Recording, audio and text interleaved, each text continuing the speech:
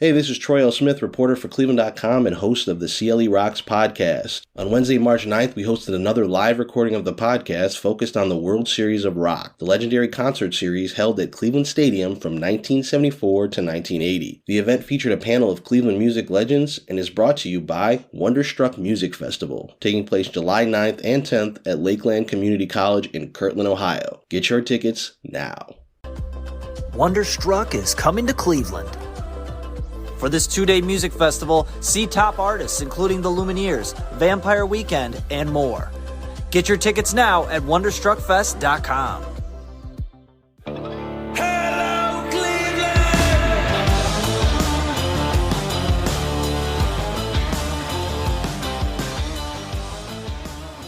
Just want to thank everybody for coming out. This is a really awesome crowd. I've been excited for this event for a long time. It is called CLE Rocks Presents, and it's an extension of cleveland.com's CLE Rocks podcast, which you can find on every major streaming service. Just want to shout out our sponsor. All of our events and podcast episodes are brought to you by Wonderstruck Music Festival, which takes place at Lakeland Community College in Kirtland on July 9th and 10th. Wonderstruck's been doing its thing for a few years now. This is by far the biggest lineup they've had. Over 2 days, you have Vampire Weekend and the Lumineers headlining. You have All Time Low, Michael Franti and Spearhead, along with more than 24 other acts. Now, I know these might be some young bands for the target audience we have here tonight, but it's a good time. Food, drinks, you can bring kids if you have some kids. It's just an all-around good time, and it's a tiered pricing system. So if you go to wonderstruckfest.com, what you pay if you buy your tickets tonight is less than what you're going to pay if you wait until this summer. And that is put on by the Elevation Group. And again, it's Wonderstruck Music Festival, July 9th and 10th at Lakeland Community College. Okay, let's go back to 1974 now. And the World Series of Rock. I want to introduce this amazing panel before we get started. I'm going to start off with, as you know, I feel weird doing these introductions because everybody here probably knows these people. But Jules and Fran Belkin, please give it up for them.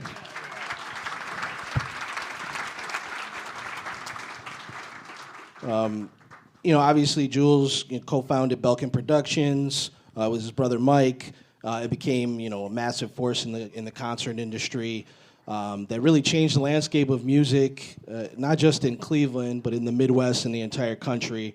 And of course, one of their crowning achievements was the World Series of Rock.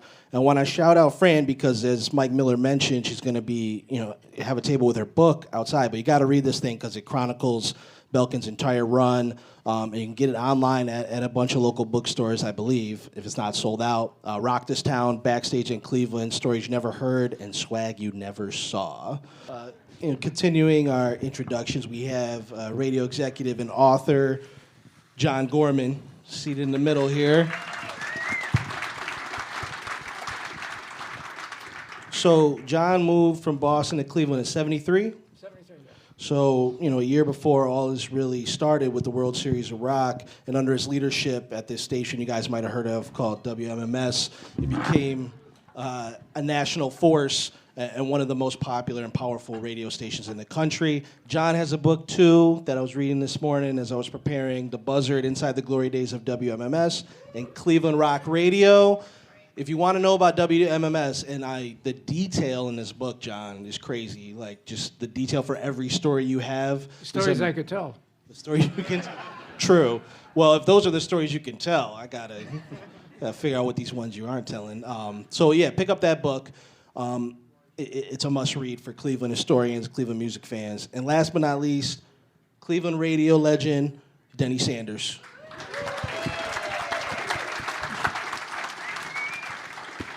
All right, so I had to shrink your bio a little bit because you've done so much here, but one of the most well-known radio personalities during your time at WMMS in his glory days, and then you also put on, you were the director, creative director, and programmer for the popular Coffee Break concert series, right? That's right. And people remember that. You can still, you're right. It's amazing too because I've listened to a lot of the recordings. A lot of them you can still find on YouTube, and it's pretty incredible. Yeah, and Denny has done a lot. He's been everywhere, done pretty much everything in the business. And you're currently on WDLW Right. Cool Cat Oldies is the name of the show, afternoon show. Yep, just to stay busy. Gives me something to do. All right, I just want to plug it because you can listen to it on 1380 AM and 98.9 FM, and it's streaming on WDLWradio.com. Right. All right, so all that's out of the way. Oh, you don't have... Where's the book? I wanted to plug a book for you. You have not written a book yet. What, my book? Yeah, you have a book? No, I don't have a book. No, John said it all in his book. He did That's a really true. good job. No, I'll tell you something. Denny's had some amazing ratings books over the years. Yeah. All right, so let's talk about the World Series of Rock. 1974, you had these two powerhouse institutions in Cleveland, WMMS and Belkin Productions, join forces for the World Series of Rock. And Jules, I'll start with you. You know, Belkin had done a lot of iconic shows up to that point, stuff we look back on that was truly legendary, from Akron Rubber Bowl, Bowie's first show in the U.S., shows at Allen Theater. What made the timing right at this point in 73 into 74 to pull off something like the World Series of Rock for you guys? There came a time in the... eat the mic. I eat the mic. I put some mayonnaise on it. There came a time where we started running out of venues that would fit the enormity of the bands. The bands were getting so big. We were selling out, of course, at that time, there was no Coliseum. We were selling out Public Hall very quickly. And there was a feeling that let's expand. Well, there was no place else to expand to except the stadium. But early on, we had conversations with Art Modell, who was the owner of the Browns, also ran the stadium. And he was not really a fan of rock and roll. I remember his wife, when I went into a meeting with him, his wife was sitting over the side, and we start talking rock and roll, and she walked out of the room. It was just the last thing she wanted to do with her husband's stadium was rock and roll.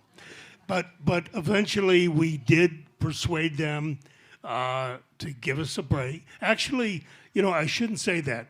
There was a concert at the stadium prior to the World Series of Rock. Leon Russell was there in 73, I believe. August. And instead of playing to the entire stadium, we set the stage so it faced the bleachers. So if you can picture the rest of the stadium behind the stage and playing to the bleachers. So he did acquiesce to that, but that was, maybe 10, 12,000 people. So that going into a situation where we're going to use the entire stadium was going to be a little bit of a push. Well, I want to say too, before, we're going to continue obviously, but the reason this panel is so special in regards to World Series is because the three guys next to me, sitting to my right, they were all at the initial meeting for the World Series of Rock. John, I got to ask, how did the name come up? How did you guys come to the name? I don't know. I remember we were talking about trying to come Now, up with he a name. claims it was his, it was ours. He had nothing to do with it. Yeah, the only thing we were saying is we have to come up with a name that... Oh, now, wait a minute. I was the one that came up with it. The wasn't whole idea was to kidding. come up with a name that nobody has used before in rock and roll and all that. But it's like, well, what doesn't Cleveland have, or what hasn't happened in Cleveland yet? That was my line, and from there it sort of developed. At that time, you remember the Indians were in last place, and they were barely getting 1,000 people in to see the game. So, Well, my story is, my brother Mike was a real avid baseball fan, and he kind of felt that this was going to be the thing that was going to be similar to a World Series. It was going to be big, and he was right. It was big.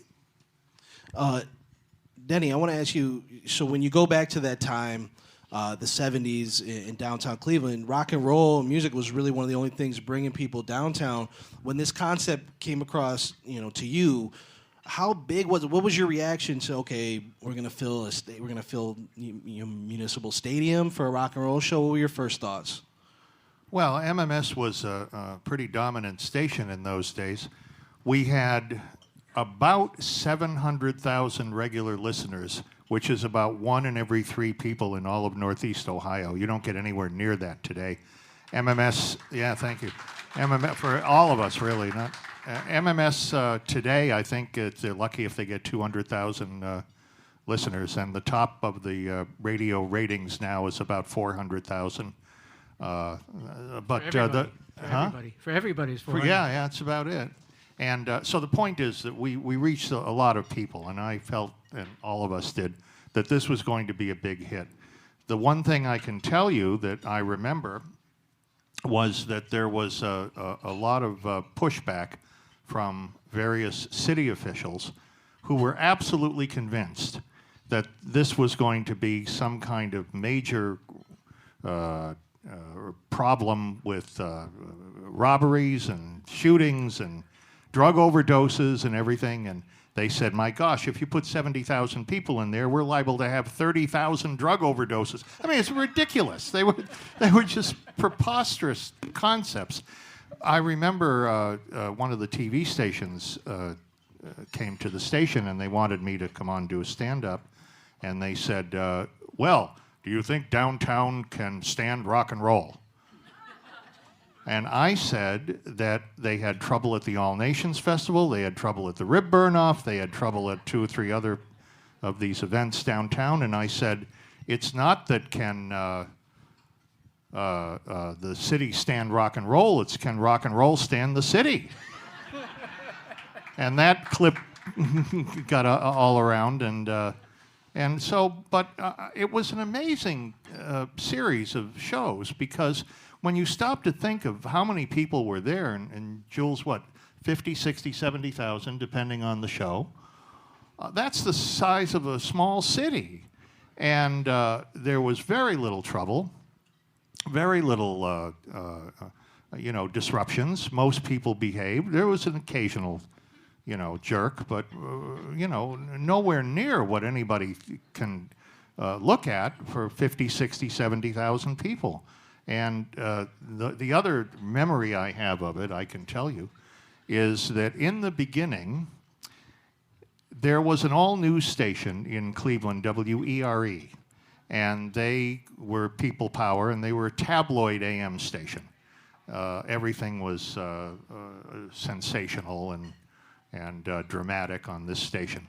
And so one of the World Series shows, one of the early ones, evidently a homeless man fell off the pier near where Captain Frank's used to be over on 9th Street. Some homeless man fell off the pier, and there was a robbery up around 12th Street or up near Playhouse Square. And I'm driving into the show, and I put WERE on, and they go, World Series of Rock death toll stands at 2. And I'm thinking, what is going on here? But eventually, people realized that the shows were just fine. They were great big events. There wasn't a lot of trouble. And it's really remarkable when you think 50, 60, 70,000 people, the size of a small city where there was no major crime. Stop to think about that. Actually, that brought back a memory about the guy off the pier. About a few years prior to that, The Who was in town. And it was a very snowy November or December, rather cold. And after the show, there was a restaurant at the end of the 9th Street Pier called Captain Frank's. Remember? Yep. Well, Keith Moon and the band went out for a little partying at the end of the pier. And Keith jumped into the lake that night in November. So, reading about this, I'm curious, and maybe Fran, you could talk about this. So you have this plan to do these shows at the stadium, bring in some of the biggest rock acts potentially in the world.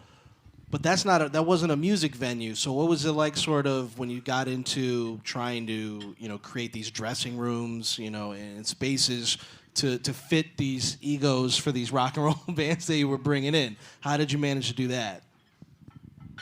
Well, in fact, I had asked Jules today because I wasn't sure why we did it, but there were no dressing rooms near where our stage was. There were dressing rooms for the Indians, but they were using their dressing rooms, so we couldn't use those. So it was this dark, damp, horrible space that was behind the stage in the causeway there, walkway. So Jules found somebody in Cuyahoga Falls, I don't know, who was renting RVs. So it was his idea to rent one RV per band, and we brought them all in and we made them in a circle.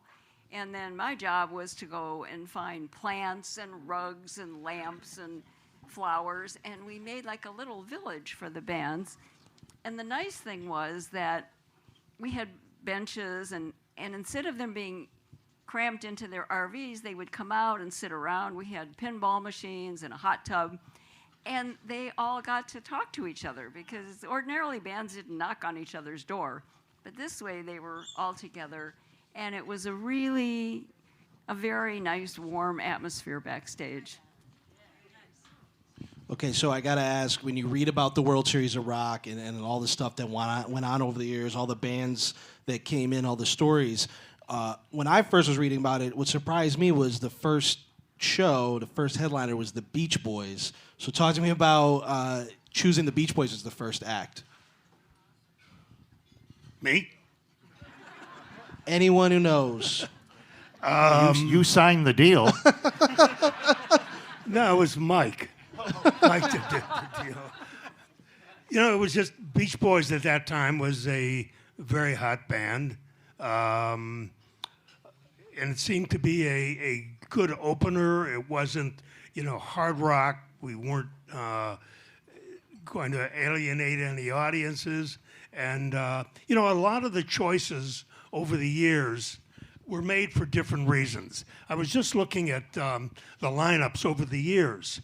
And if you would look at particular series, there were some series where, because we were managing the James Gang at the time, Michael Stanley, Donnie Iris, well, Donnie never played, but if we needed a filler, we would put our bands into the show. A lot of times, the bands that were playing actually were traveling around the country as a group.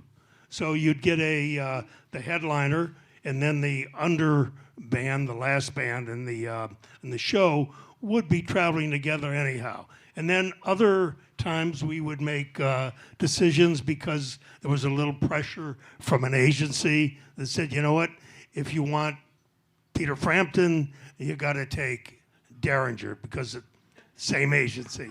So a lot of our decisions were not necessarily ours, but a lot of decisions were because of these guys. If these guys were doing music, hot music at the time, that's where we went. And John, I want to ask you, so, Beach Boys has said you guys plan this, arrange a concert, gets that, I think it was $7, tickets were in advance, $8 at the gate. Talk to me about being in the press box and looking down into the stadium and seeing all this come to fruition. What was that feeling like? It was an amazing sight to have that view from the back of the stadium, and just seeing the sea of people. And most of them, pretty much all of them, were behaving and having a good time. Now, the one that I remember is we had a person by the name of Murray Saul. You remember Murray? Got it. And Murray, at every World Series of Rock, he would take a break from where we were watching in the press box, and he would walk into the crowd. And we'd be sitting there looking at the crowd, and all of a sudden, it was almost like the Ten Commandments, the Red Sea parting. You could tell exactly where Murray was going. And he'd walk all to the front of the stage and around the stage and back down, and people were just, standing up as he walked by and saluting him. We actually did a TV commercial at one of the World Series of Rocks with Murray doing his get down in front of 80,000 people. We still have that TV spots on YouTube apparently, but we'd watch Murray do this whole this whole circumference of the what they call it, the field. Anyway, he would come back and he'd have this baggie with him, full of joints and who knows what that the people are handing him. Hey Murray, hey, have a joint. And Murray would come back with this bag full of joints. And of course we'd say, Murray, you don't want to smoke those because you don't know what's in them. But nonetheless, that was one of the more bizarre things I remember sitting back. I'm curious, Jules, when you have this successful event, going into that, had you already thought and planned out doing more than just a one event, or was it waiting and seeing how it went with the Beach Boys?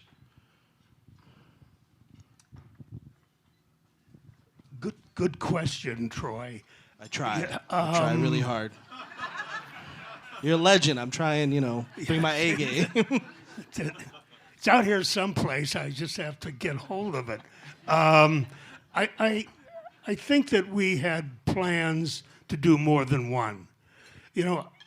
Extending it over the years, I think, was just a matter of its success. The success itself brought another year. I think that Mr. Modell was happy with what he saw there.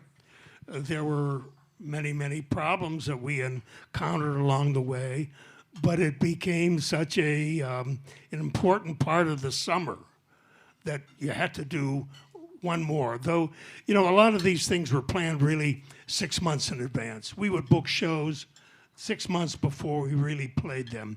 And some of the World Series concerts were really planned quite a bit before they played. There was the Beach Boys, then there was the one with Emerson, Lake and Palmer and a few bands, and then you get to the big one, the first big one, which was, or huge one, if you will. They were all big. Crosby, Stills, Nash, and Young. I know a lot of you guys were there, but for some reason, you don't look the same. With Santana and the band, being on the radio and doing these things, Denny, after the Beach Boys, it was 10 weeks, I think, heading towards Crosby, Stills, Nash, and Young. What was it like? What was the momentum like, having these successful events and then building to this massive record-setting show? Everybody was hoping that we could do another one. And luckily we did. Everything pulled together. Jules, I remember, correct me if I'm wrong, wasn't the Crosby, Stills, and Nash and Young show the biggest draw? Or one of the very biggest, wasn't it?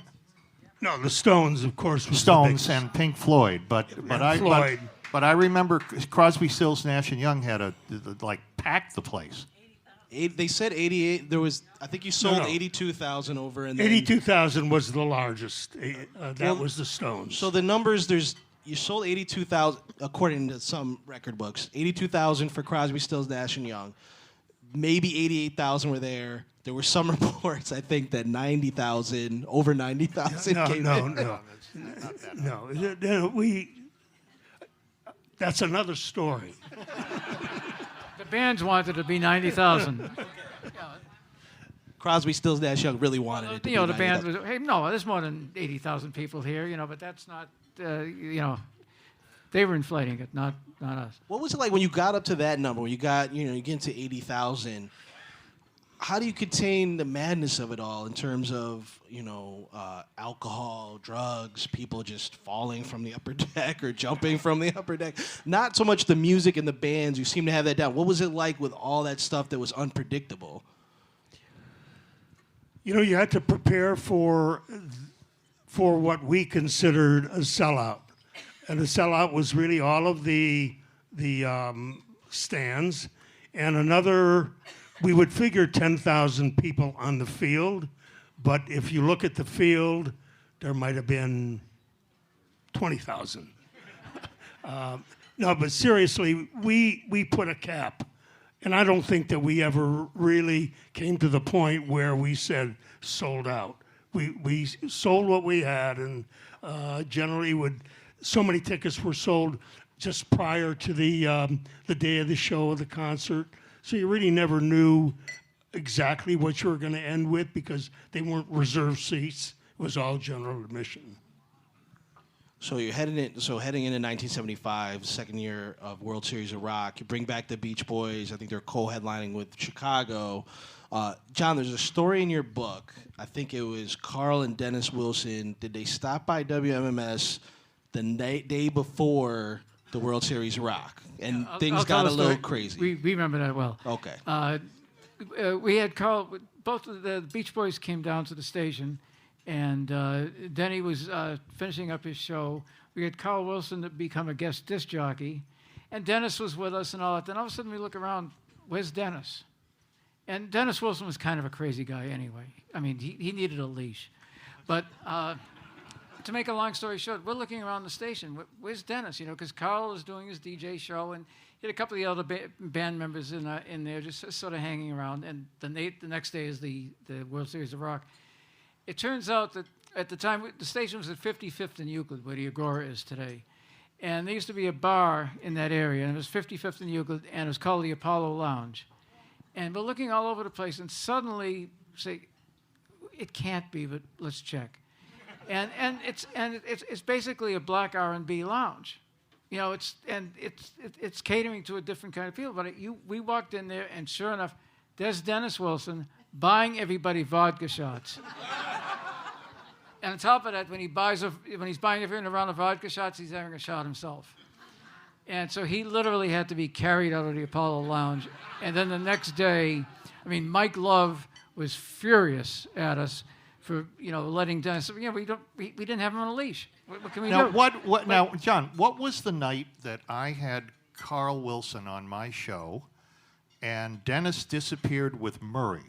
Do you remember that? Yeah, but it turned out Murray came back, but Carl didn't. Okay. Dennis was still at the Apollo Lounge. But I remember Carl coming on the air and saying, Dennis, if you're listening, yes, I know. We have a flight to catch tonight. Yeah. No, Would you please come? We have a show tomorrow. Well, we have a show tomorrow, whatever it was, flight show, something. Please come back to the radio station. Right? Okay. You know, That's how it was. We dealt with a lot of bands over the years at MMS, and the Aerosmith stories we can go on forever. We'll get there. But dealing with Dennis Wilson, I think of everybody we ever had at the station was always a problem in a good way, but he was really like the most bizarre person. He made Keith Moon look tame. Jules and Fran, so in 75 you have, you know, the Rolling Stones come, you know, for the first time for World Series. They'd come back. You had Yes, you had Aerosmith, all these bands. I'm curious, how did you navigate the egos of these bands, right? Because you had to arrange the lineup in a certain order that wouldn't piss anybody off. And you also had all these bands coming in with their requirements, demands, and riders. So how did you navigate all that stuff? Don't look at me. You let Fran charm them. Is that? I was just cleaning dressing rooms.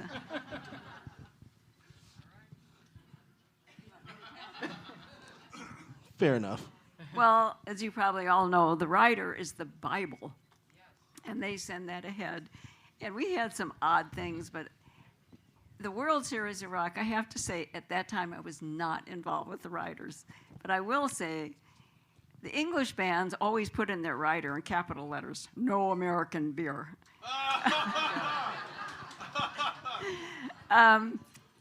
One of the things, I mean, so the very first concert, the Beach Boys, Jules said, "Look, Fran, I need somebody to cook for everybody, so you just come right downtown."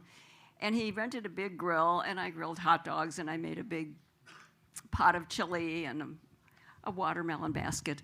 So corny. But, I mean, I literally was grilling hot dogs all day long, because as every band came in, you know, they'd set up, and I had to feed their crew and their crew. And the price was right. So at the end of that show, Jules said, "You're fired." But we had heard about this Chinese chef that had done some parties that we knew, and he had this giant wok. It must have been 4 feet wide. And so we called the Chinese chef and asked him if he would cater the next World Series of Rock. And he did. He had a little restaurant, so he brought all of his people, and he set it up in our big catering tent. And they brought shomai and sliced pork and, I mean, everything that was delicious. But outside of the tent was Paul with his giant wok, stirring, and the smell went everywhere, and everybody crowded. Even the band members came out of their little hovels and came to eat the Chinese food. After that, every time a band would come to Cleveland for the World Series of Rock, in their rider, we want the Chinese chef. Because they were getting hot dogs and fried chicken everywhere else. When you look back at the World Series of Rock and you research it, there's all this stuff going on, right? You have the bands, you have the crowd. And all. Jules, was the biggest headache the field conditions? Was that, it seems like, because you go into 76, obviously, was that the biggest obstacle with all this? Going back and forth with them they wanted the field to be good for the Indians games, and this was an ongoing battle. There's no question that was one of the biggest problems that we had, because the Indians, we were really playing in between the Indians ball games. And so I think over the years, we might have done more concerts, but because we were limited to the open spaces in the Indian schedule, where we needed X amount of days before the concert, X amount of days after the concert for the field to be covered and recover. And I say recover because the field was a mess after concerts.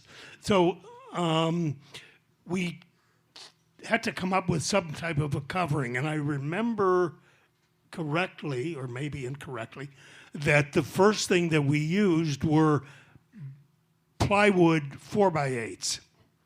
Well, if you can imagine a field covered with 4x8s, no air to get to the grass.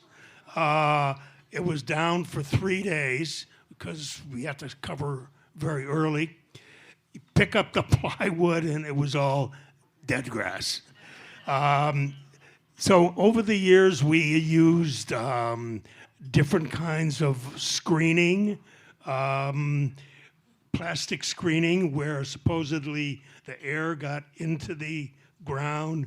We used different kinds of nylon coverings. I think there are pictures going around on the at that time that people actually picked up the covering during a concert, and used it to cover themselves. So I think even today, they haven't come up with an ideal covering. And because of this, there was no World Series of Rock in 76, not one, right? Was it ever in jeopardy? Did you ever think, like, this is just done? Well, they recovered the field. They did the field over, I think, in 1976, and we weren't able to have any concerts that year. Okay. So we persuaded Art to let us come back in 77 because we had a new kind of covering. Didn't work. John and Denny, I want to ask you guys, when you look at the lineups, you go down, year by year to each date for the World Series of Rock. You look at 77, it's just Pink Floyd, like for one of those, just Pink Floyd. Talk to me about that show and just the idea of, what made Pink Floyd, it could just be Pink Floyd. I mean, that was the only World Series, I think it was just one act. So describe to me, what was that show like? What was Pink Floyd like at that time? If I can say this, they had a huge set, and I think that had a lot to do with it because they had a big show with a huge set, and I think their insistence was that we have to be the only act. There's just no way we can allow anybody else on the stage that might interfere with our set or cause a problem or something like that. Yeah, but you've got to tell. You know where I'm going with this, right? I think so. Oh, you know so. We had dinner. We had dinner the other night and we talked about this. The airplane. Anybody remember the jet? Okay. Well, long story short, we knew something was going to happen. We didn't know it was going to be that, and it really made it. started. There was never a rock show that started with a jet like that flying right over the stadium. Long story short, they paid the fine, and it's rock and roll history. They did not. The story. They did not get permission to do that. Correct me if I'm wrong. They did not have FAA clearance. No, they did not.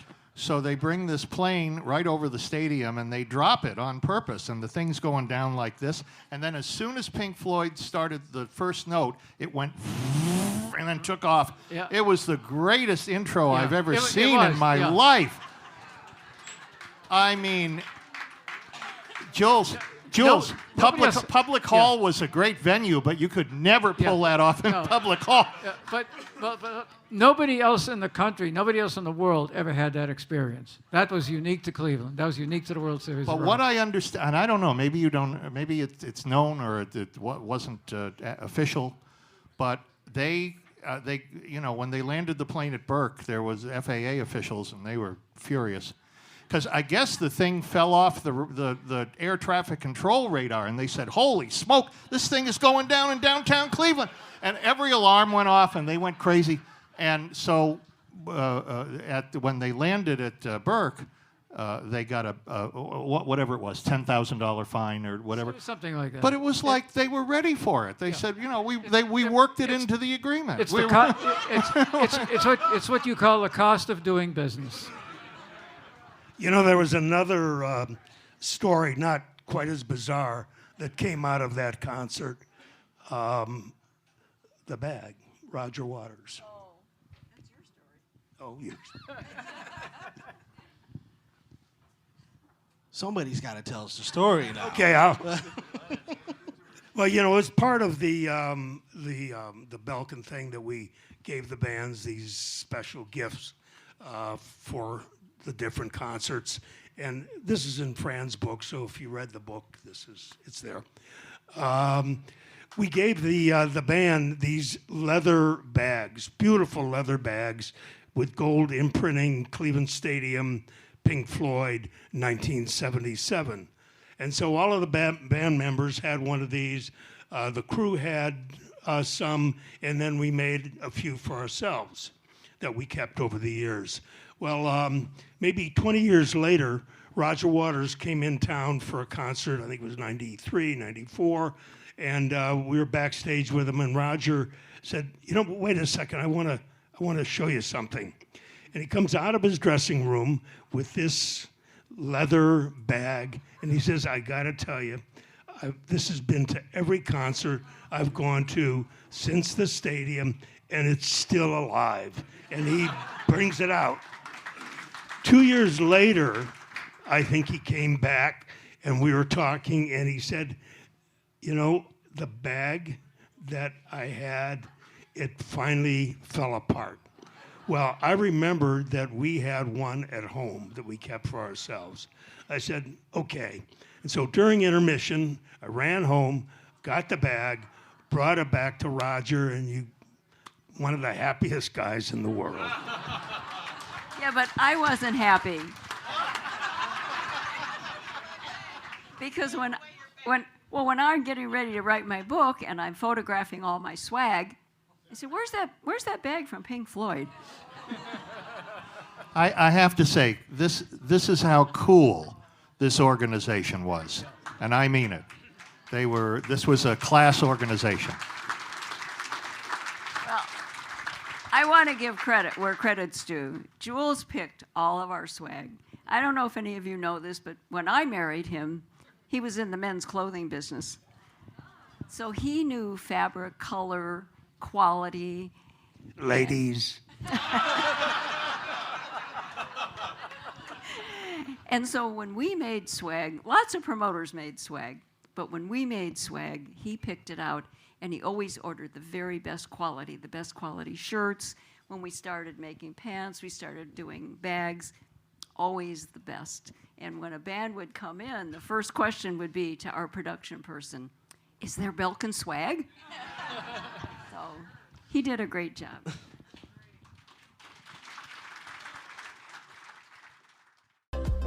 Wonderstruck is coming to Cleveland. For this 2-day music festival, see top artists including the Lumineers, Vampire Weekend, and more. Get your tickets now at wonderstruckfest.com. You know, we're gonna do a Q&A at the end of this, so I want to save time for that. But I got to touch on obviously the big points over the years. Jules, you know, anyone could chime in here. Rolling Stones 78, 86, you know, whatever the number was, 82,000, 86,000, depending on where you read it. Was that the peak? Was that sort of the crown jewel of Jewel? Was that the crown jewel of the World Series of Rock, that Stone show? Ask these guys. How did you feel? Yeah, I mean, actually, there's a lot of history to there. This was at a time when the Rolling Stones were really, they weren't talking to the media, they weren't talking to anyone. But Peter Rudge, who was manager of The Who, ended up managing that particular tour. And it was also the 10th anniversary of MMS. And we were basically told, well, if you can take care of the Stones and a few things, maybe they'll do something back. And I know one of the things we did was get him a helicopter, or at least Mick, a helicopter from wherever he was to the stadium. And we did a few other things. But it turned out that, and the other thing we asked for, and they went along with it, was they said, we're going to do a Rolling Stones orgy on that day. We're going to be playing nothing but the Rolling Stones on that day that the World Series of Rock is running. They said, can we broadcast that in the stadium? They hemmed and hawed and said, well, why not? It's their music. It's going to be played in between the acts and all that. And it's our radio station. Our ulterior motive was we knew that if you're going to have 80,000 people in that stadium and they're listening for more than 15 minutes at a time to WMMS, we would have the largest audience that any radio station in the world have. Now, you can say, you know, there's networks, you know, you can say that you have 1 million people listening. But one radio station being broadcast in the stadium with over 80,000 people, that, you know, we had a world's record of the most people listening to one radio station at the same time. Not counting the people who were listening actually on a radio. Yeah. But it seemed like everybody was at the stadium that day. But I mean, the Rolling Stones was still the biggest band on earth back then, and that was just an amazing show. The other thing about that show was it was 75, I guess. Ron Wood played 2 World Series of Rocks that year, with the Faces, with Rod Stewart and the Faces. Then he came back with the Rolling Stones. Right. Faces played that year also. Yeah. Talking about the Faces, up until that time, I don't know if you remember when you would buy tickets, they were these little small tickets. Anyhow, Ticketron came into being just about that time. And we started using Ticketron, which was an automated printed ticket. And after every concert, we would count the numbers of tickets that came through the turnstiles and report it back to Art, because he was on kind of a percentage rental of what we sold. So after the Faces, I went back to Art and I said, Art, we sold, I think it was 65,000 tickets. Next day, after the counting of the tickets, he came back to me and he said, Jules, he says, I'd like to meet with you in my office. I said, okay. He comes in and he says, you know, we counted 68,000 tickets and you reported that you sold 65. And we had really a great relationship. And I said, Art, I have no idea. I said, let's take a look at the tickets. And of course, we had all the tickets there. That was the first time that we encountered counterfeiting. There were 3,000 counterfeited tickets for that show.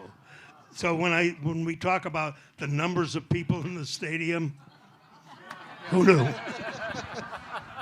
You know, that same year, and correct me if I'm wrong, so Fleetwood Mac's supposed to play, I think, August 5th. They wind up canceling. I think Lindsey Buckingham got sick. They wound up playing, I think, the 26th of August. Bob Seger stepped aside so Fleetwood Mac could play the date.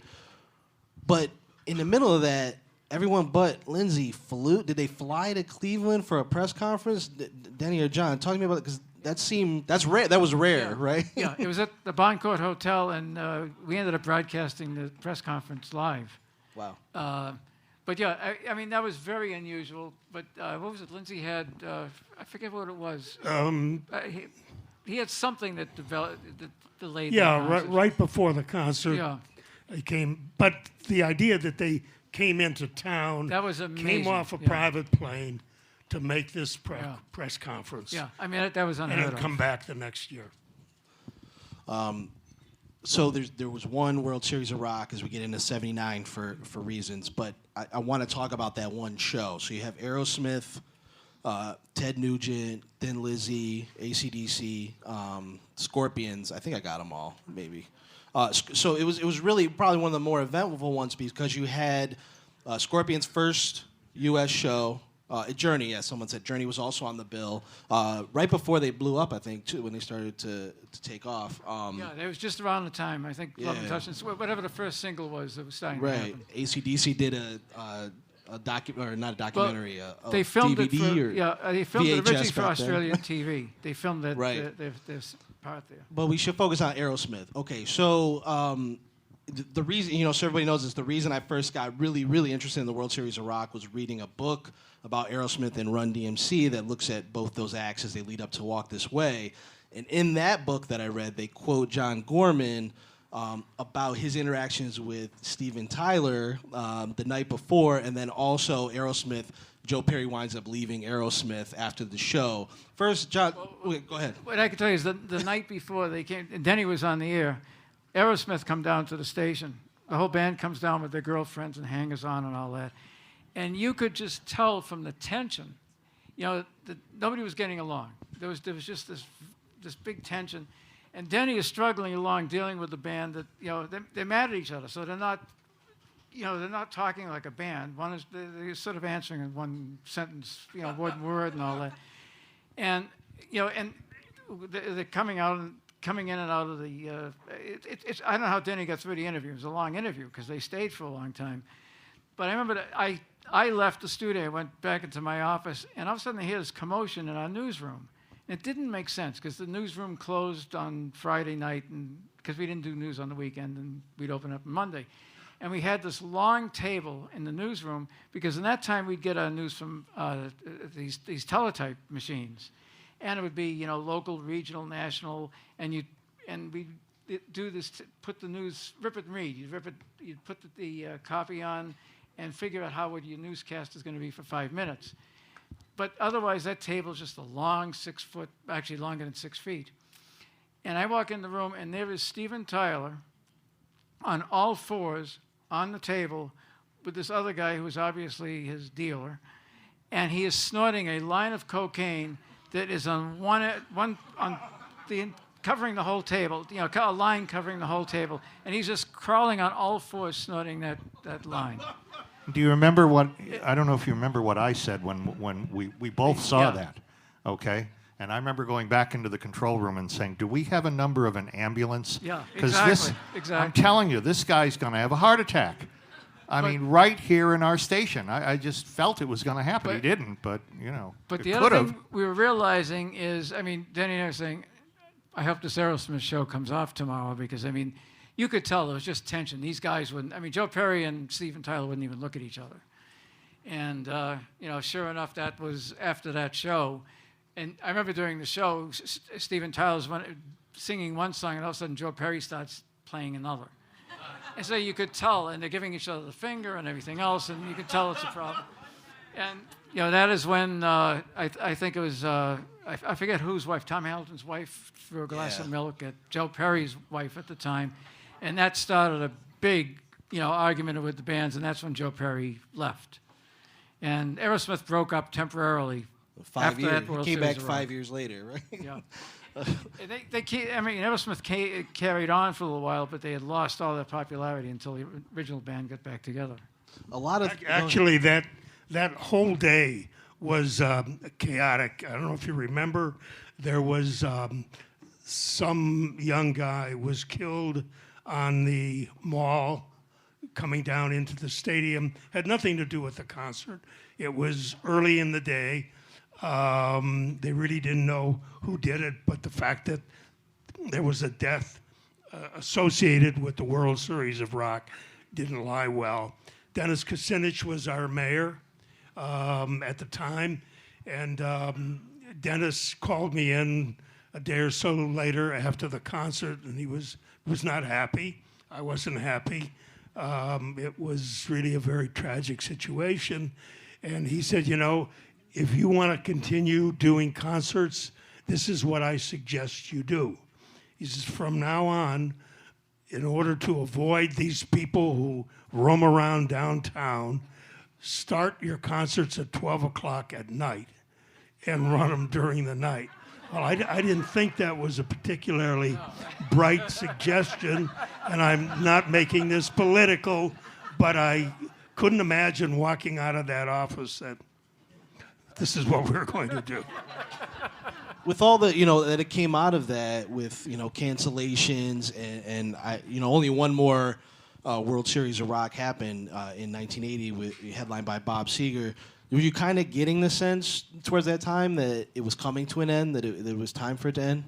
Actually, it was at the end, after 79, Modell said no more concerts after the Aerosmith. And I can't remember how we were able to get Seeger in 80, but that definitely was it. Over the years, I think that they were just tired of having to redo the fields, having to work out schedules, and we had to work our way through schedules. After that, there were concerts, but it was one a year maybe. It's all things come to an end. Things don't last forever. And I think the time was right for the series to stop, because very shortly afterward, MTV came in. Acts were not touring as much as they used to because they were making videos instead of traveling around. And the big mega shows like the World Series of Rocks, there weren't that many of them anymore. There were a lot of bands too. Timing was right. Yeah, I think. and that was at a time when there was so many new rock bands coming out, and there was so many other concerts that you still had. Cleveland it was almost like every night there was a concert. Almost every night people were going downtown to see rock and roll. Or the Coliseum. And the Coliseum came along, and We need some to come back. Seriously, other than country, I'm sorry.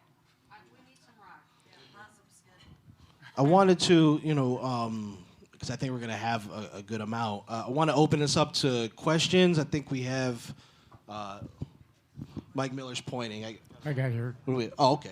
This is my boss, so I better listen to him. Mike Norman, what do you got? Whatever you want to do. We can open it up for questions. Yeah, we're going to open. So if you have a question, just raise your hand. We'll try to get one of the mic wranglers over to you and fire away. We got a guy ready. We'll go right here, right front, stage front. Is it true that WMMS stood for We Makes Me Smile? And who came up with that? it stood for whatever you wanted it to stand for. Now, I got there, let me tell you something. I got to MMS, I was in Boston, on air in Boston, and I got to MMS in October 1971, and I stayed for 15 years through 1986. And we never said that. That was, we were far more subtle than that. But no, that was the fans made that up. That was never an official slogan. All right, got a question over here. I read or heard somewhere that Cleveland sold more records per capita than any other city, and what year would that have been, if so? I know we used that line to get the Rock and Roll Hall of Fame. Whether it's true or not, I really don't know. But that was one of the selling points of the Rock and Roll Hall of Fame. We sold a lot of records. I don't know if we broke a record there. That's a whole other thing. But we broke a lot of records too. Yes. In fact, just like real quick, like Def Leppard. I think it was the first date they played in America was at a World Series of Rock. The first time the Scorpions played, they played a World Series of Rock. I mean, can you imagine coming across the pond and that's the first concert you played? Well, in fact, the Scorpions, when they played, yeah. the lead singer couldn't even speak English. That's He right. could sing in English, That's but right. he couldn't speak English. And I can tell you, we used to play a lot of imports before these acts had American contracts. And we played the Heart album, which they had no American contract yet, and we played the Rush album, where there was no American contract yet. And I think Susie Quattro. Susie Quattro. And a lot of our airplay had to do with these acts getting signed, because Peter Schliewen used to run Record Revolution, and he always stocked all kinds of imports. And they used to keep an eye on that, and they'd say, oh my God, look at all the imports they're selling on Heart. You know, they could maybe do some numbers with an American contract. So Heart, Rush, and yeah, Susie Quattro, and a couple of other folks I can't think of now. We really were, if I must say, responsible for getting them signed in the USA. One of the things, it was a well-oiled machine between... Thank you, Mother. Yeah, it was a well-oiled machine between WMS and Belkin Productions. We talked a lot, and we updated each other on what was happening musically. One of the things, like for instance, Roxy Music, we'd get the imports early. When Roxy played Cleveland, they'd say, "Here's a cut from our new album," and they'd start to play, and people would be applauding, and you'd actually see the look on Brian Ferry's face, like they know the music already. What about Bowie? Mm-hmm. Oh, and Bowie, yeah. But I mean, there was so much that that we played this act. Jules and I talked an awful lot, and you also checked with the record companies and all that, so we knew exactly what acts. There were so many acts that started there. The Tubes, there's another example. That nobody else in the country was playing the Tubes, but they sold out, and I think the first time they played, you booked them. I only booked them because my son thought they were the greatest band in the world. He's over there, and they used to call them Tubes at school. He loved the Tubes. Yeah. But then you booked them like 4 or 5 days, 4 or 5 weeks later, and brought them back. But that's unheard of today. Let me say something. This is what's missing in today's commercial radio. All right, and the fact is that at the old days at MMS, we locally programmed it. We picked the music. All the jocks were music freaks. Leo, Matt, Betty Corbin, all of us. We all got copies of every release that came out. The record guys would bring 12, 13, 15 copies. And we'd all go home on the weekend and listen. That's good, that sucks. This is good, that sucks. And then we'd all get together and say, what'd you find? That doesn't exist anymore. The big corporations now run these stations like McDonald's. And you can go to any city, just like you can go to any city, and the McDonald's are exactly alike in Seattle and in Portland, Maine, and Miami. The McDonald's is a McDonald's. The menu is the same, they look the same, and that's how they run corporate radio today. That's not what we did. We worked very closely with Belkin Productions. We worked very closely with the Agora. We locally programmed the music, and we were able to start interest in acts right from the ground level, and that doesn't happen today. And that's why the radio ratings, again, I said it before, we had 700,000 regular listeners at the top of our game in the late 70s. Today, the number one station in Cleveland, I think, is 400,000, and MMS isn't even in the top 5. So things have changed very much. Part of it, too, because this is about the World Series of Rock, what really made those bills and very attractive is when you had the multiple bills, we were able to, Def Leppard was another example. The first time Def Leppard came out was right after our album was released. In fact, I met the band backstage at the World Series of Rock, and I'm waiting, and there's a bunch of these young kids, and they're saying, I wonder where the band is. All of a sudden I realized those young kids with Def Leppard, they were only 18, 19 years old at the most. But a lot of when you look at the rosters of the World Series of Rock, you'll see a lot of those cases. It was the first time that they ever really played in the States, or first time they ever played to such a large audience. I want to, make sure we get more questions in. We got over here. one back here. Hi, I was just wondering if Springsteen was ever considered in a lineup. Guys, Springsteen ever considered for World Series of Rock? He played the stadium, but it wasn't a World Series of Rock. Right. It was after the World Series of Rock ran. But he did play the stadium. But Springsteen. Oh yeah, it was 1985. Yeah. That was after the World Series. USA tour. All right, got one here. Yeah, what did the bands charge back then? $10. What did the bands charge, Jules? Come on, lay it out here.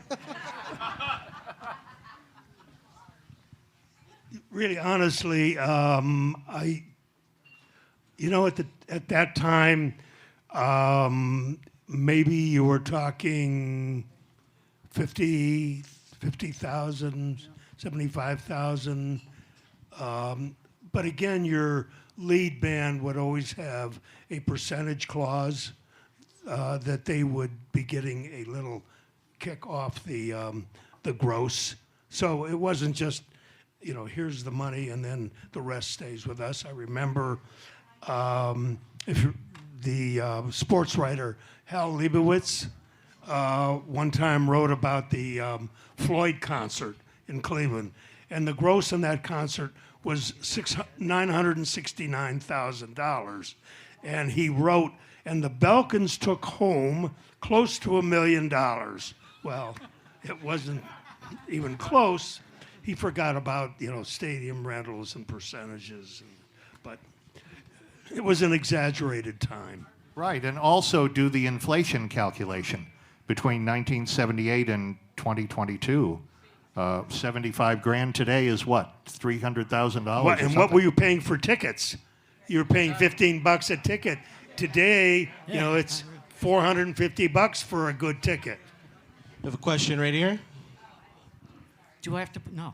So I want to go back to the crowd control. What crowd control? Okay, well, I was there, and I just wondered, because it hasn't been brought up yet, whether you felt that the free clinic volunteers moving up and down through the stands doing primary intervention. I guess my question is, how did you decide that you wanted the free clinic to do the first aid in the tent? Actually, you're one of the first persons that remembers what happened at those concerts. Most people never remembered. It's amazing. We got You must have been quite young. Let me let him answer. Actually, one of the first things that we did when we started this series was to make sure that we had the kind of medical facility that we thought would be appropriate for that audience. And we had a very, very close relationship with the free clinic. And you're right, we did try to send people up into the audience because, once somebody got sick or had an overdose or something, because that audience on the field was so tightly packed, it was really difficult to get to people. Thank goodness over the years, really we did not have any major problems. All right, got one up here. Okay, we had such a great time. When are you guys going to bring it back?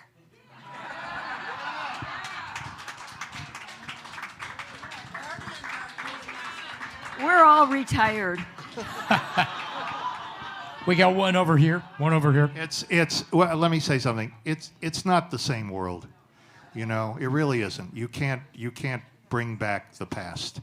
It's best that we all just enjoy the memories. Well said. What there is of them.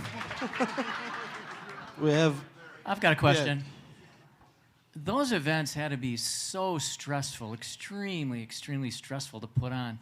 And we know how these bands, they're crazy. Did you ever have an instance where a band almost didn't show up, or they were too stoned in the back to appear on stage? You got to have some of those kind of stories, I would think. Well, we talked about Aerosmith.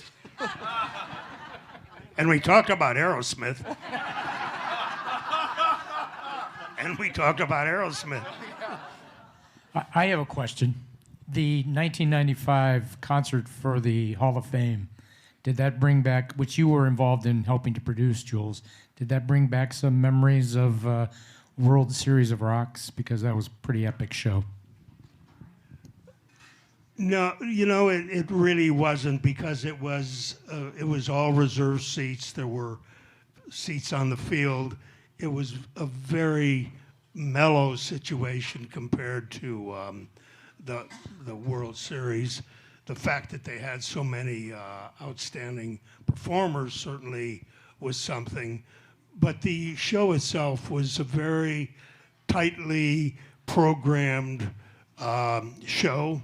Ours were, somewhat loose. We knew when the bands were supposed to come on and go off, but when you get a reserved seat audience versus a general admission audience, at that time, it was two different types of audiences. And I think it was a live television show too, right? Yeah. So it was staged for HBO. television, as opposed to like a World Series. Bands weren't doing a set; they were doing one or two songs. That's right. That's right. Yep. Troy, I got one more up here. Okay. I want to know how many rock stars hit it on Fran.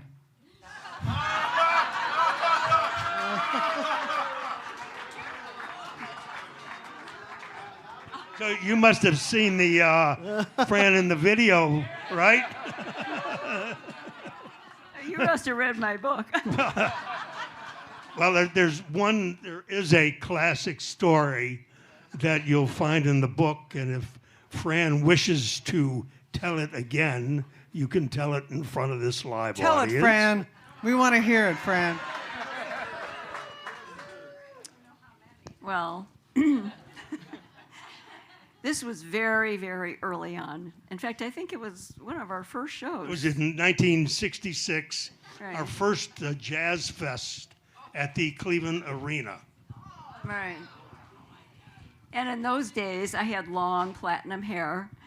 And Miles Davis was playing. And Wait a second, don't forget your kids are here. Oh, them again. So I was a huge Miles Davis fan from college, and I'm standing on the side of the stage, just so excited to be this close even to Miles Davis, and he's playing, and as he comes walking off the stage, he sees me standing there, and he walks right up to me, and I'm thinking, oh my God, is he going to talk to me? And he walks right up and he says, hey, baby, you want to fuck?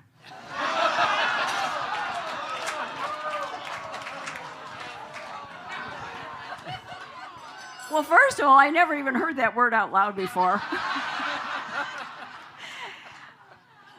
I mean, we can tell these stories all night. Fran. At least the ones that we remember. Fran, and you said? My husband's a promoter, and he won't pay you if I do. All right, we got one more up here on the mez. Thank you all for sharing these memories. It's such a walk down the lane. And Denny, just hearing your voice brings me back to high school, and it's so cool to hear it again. My goodness. Thank you. It's awesome. My question. Wow. Thanks. Appreciate it. My question, just when you talk about coffee break concerts and how Cleveland used to be one of the cool places for everyone to start a career, I feel like our city has fallen off the radar of where young bands come to get exposed. And I don't know if any of you have insights into how the world has changed that way. John? Well, these are different times. Commercial radio has changed, but keep an eye on online radio. Oh, wow, That is going to, specifically. yeah. And Oh Wow will be back. I promise you, Oh Wow will be back. We're working on it right now. Steve Pappas over there is helping me, and we'll bring it back. It's taking a long time, but good things take a long time. It's going to come back probably as two different radio stations. That's the only hint I'll give you. Troy, can we have another minute? Of course. For you, 10. When Fran was out doing her book signings, there's a classic story that she would tell at the end of the signing, which I think is rock and roll. So why don't you give them your closing story? Is it all right, Troy? Yes, of course. It's not World Series of Rock. Oh, no. Go ahead. All right. Well, Is anybody who's going to say no to that? as most of you, I hope, know, I did write a book called Rock This Town, Backstage Stories You Never Heard, and Swag. Does everybody know what swag means? Yeah. Okay. Swag you never saw. The shirts, that we made just for the bands. No one else saw them. Anyhow, so after the book was published, as different bands would come to town that, we had a relationship with, and they were in my book, I would take the book downtown. So Kiss was in town, and we went down. We're friends with his manager, and we know all those guys from so long. So Gene and the band, actually, they were in this green room, and they were waiting for the people lining up outside. It was a meet and greet. These people were paying, I think, $1,000 to come in and shake hands with the band and get a picture. So they're lining up outside, and the band's in this room all dressed up. And the manager mentions to me, I have to go to LA tomorrow. I'm leaving Gene and the rest of the band in town. They'll be here, and I'll pick them up on Tuesday. So I went up to Gene, and I said, and I had just given him my book, and he looked through it, so he knew I wrote the book. I said, Gene, I understand you're going to be in town tomorrow night. Would you like Jules and I to come down and take you out to dinner? Oh, he said, I can't go out to dinner. I would be swamped by my fans. I said, well, you'll take off your makeup and wash your face, and you'll be fine. Fran, I am on 44 TV stations all over the world. I can't go anywhere without my fans swamping me. I cannot go out to dinner. So I'm thinking, all right, Fran, be nice. So I said, oh, Gene, I understand how you feel. Since my book came out, whenever I go anywhere, people come up to me and they say, oh, aren't you Fran Belkin? I just read your book. Well, he rolls his eyes at me, and he's done with me. He turns his attention now to the first meet and greet guy who's coming in. Got his hand out. Gene puts his hand out. This guy's walking towards Gene. His face is like pulsing with excitement. He's so excited to meet Gene Simmons. And as he approaches Gene, he happens to glance over at me, and he stops, and he says, aren't you Fran Belkin? I just read your book.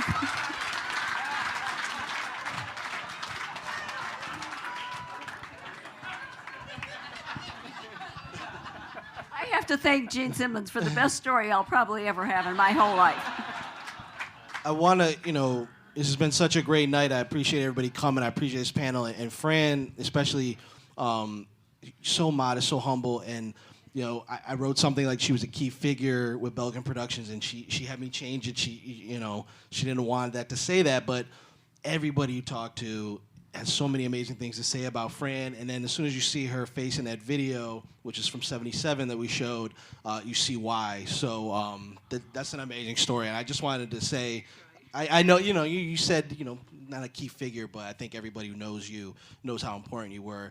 And for everybody, I just want to personally, for CLE Rocks Presents and for cleveland.com, I want to thank this amazing panel. So everybody give it up for this panel tonight.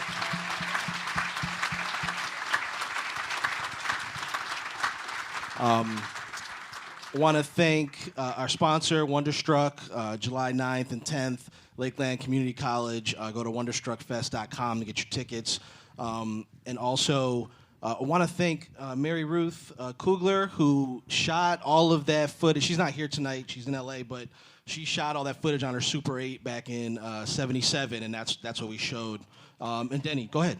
Yeah, I just want to say one thing, and that is that when we did MMS and when we worked with Belkin, that was 45, 50 years ago, just about.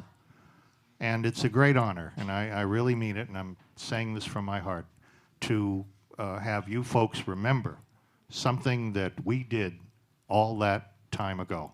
And it really is a great, great honor. Thank you. Thank you very much. Thank you guys so much for coming out.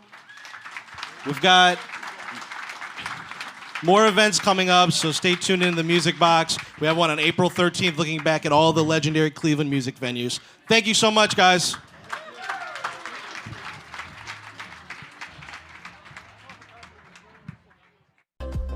Wonderstruck is coming to Cleveland. For this 2-day music festival, see top artists including the Lumineers, Vampire Weekend, and more. Get your tickets now at wonderstruckfest.com.